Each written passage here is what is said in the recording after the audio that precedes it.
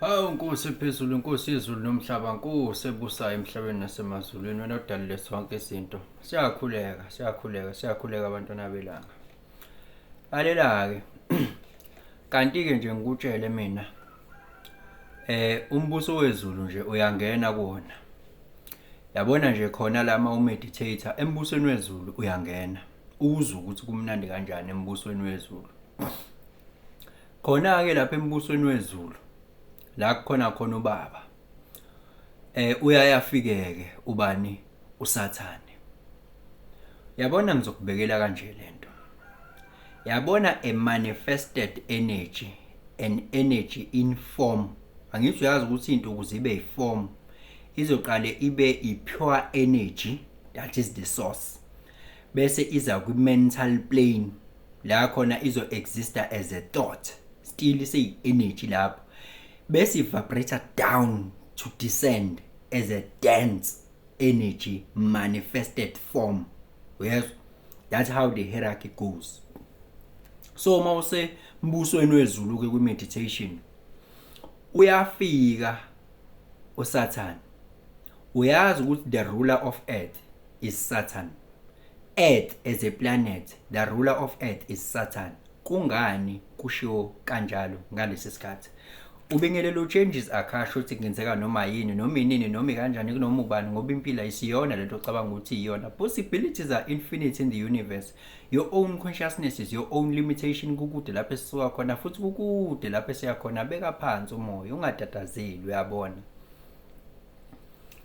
Yabona la emhlabeni. This is the plane of manifestation. Energy in a manifested form. This is Mother Earth. That is ruled by the planet Saturn. Yes. So lapho sikhuluma ngokuthi an energy in manifestation, the energy that is manifested, that is a form. Sayisithi lapho uqale kube umcabango. Bese sithi lokho ucabanga kwakho sekuyi energy in manifestation in a thought mental plane. Sithi uSathane ke loyo. Not in a bad way. Not in a bad way. Ngikhombisa manje ama polar opposites ukuthi an energy that is pure, not manifested. That is where you are taking your mind to when you are meditating. You want to be pure and think nothing, or to say and not be aware of your thought. Because into ezokwenzeka uma umeditator uzofike ufocus kwi-point elilodwa bese uyafika umcabango, a manifested energy in a mental plane. Uyafika umcabango bese uba aware of wona, ungawuphikise bese uyawuyeka uyasubside futhi uqhubeke umeditate ufocus kulelo point elilodwa. Ma ufocus kulona lelo point enough ube umqondo wakho sewuya shut down everything. Uzozibona kwesinye isikhathi engazuthi awusa exist, kuvele kube blank yonke into. Now it is an energy, a pure energy. Now we are existing, your mind or you as a consciousness, now we are existing as a pure energy that is not manifested.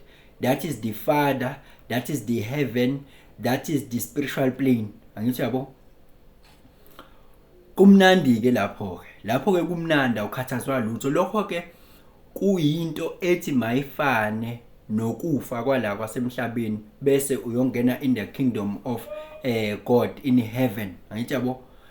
Because you exist as a pure energy. Lapho kumnandi.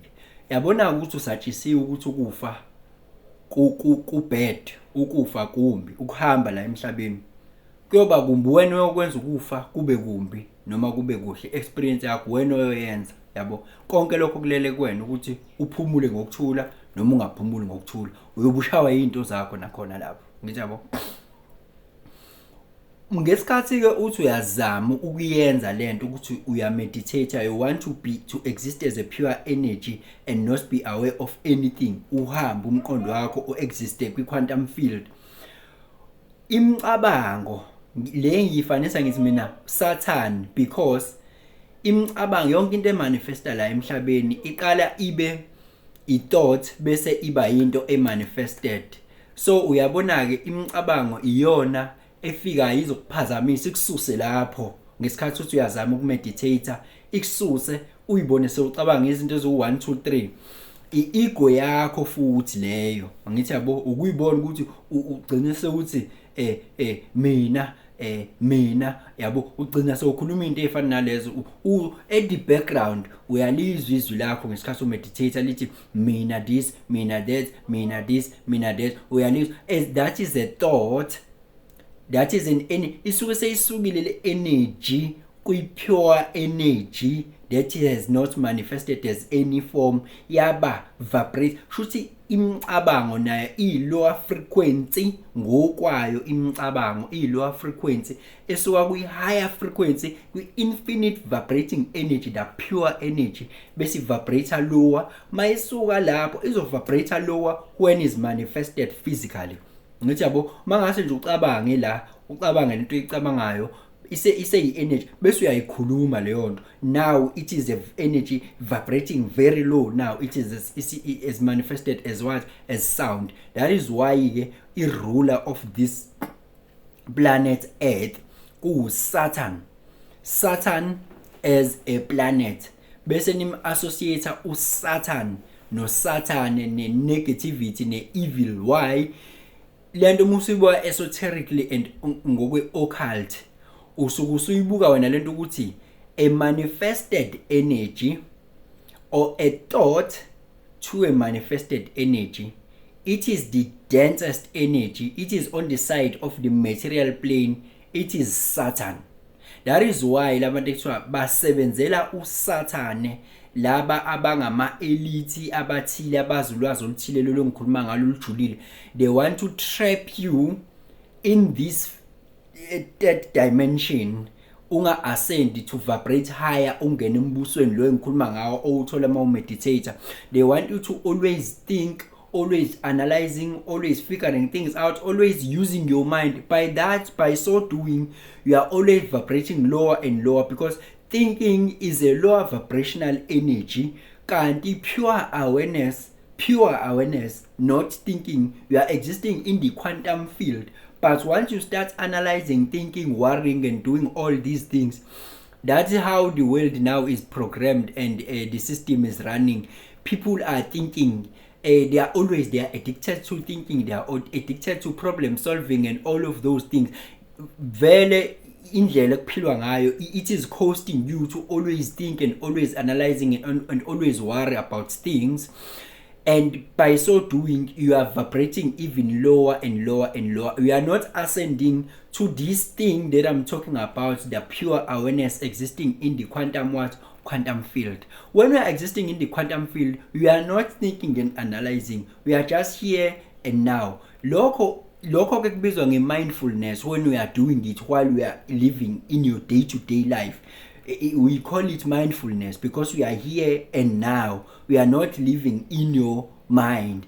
But you can also do that. You train yourself to do that by engaging in meditation. So uzogcina ujwayela umqondo wakho ukuthi wena you don't entertain the thoughts, because thoughts are lower vibrational frequencies that are taking you out of the quantum field, the pure awareness, the Father, the heaven. There is no worry there. The worries are only existing in the mind. In fact, you are not even thinking, but you are aware of your thoughts. That's what is happening. You are not thinking because now you are in awareness. The whole mind is thinking, but you can shift your awareness from the mind to the quantum field, to the pure awareness. Sengivala ke nganza kwethu ngicela ukuvala ngaleli siyaqhubeka ama-chat siyawarida. If you want to know more about yourself, what kind of a person are you, how should you take your decisions, what is your authority, udaleke kanjani energetically, your configurations, so that you won't second guess life. Liyanto lapha ku www.akashianmedia.co.za indlela okufanele uphile ngayo.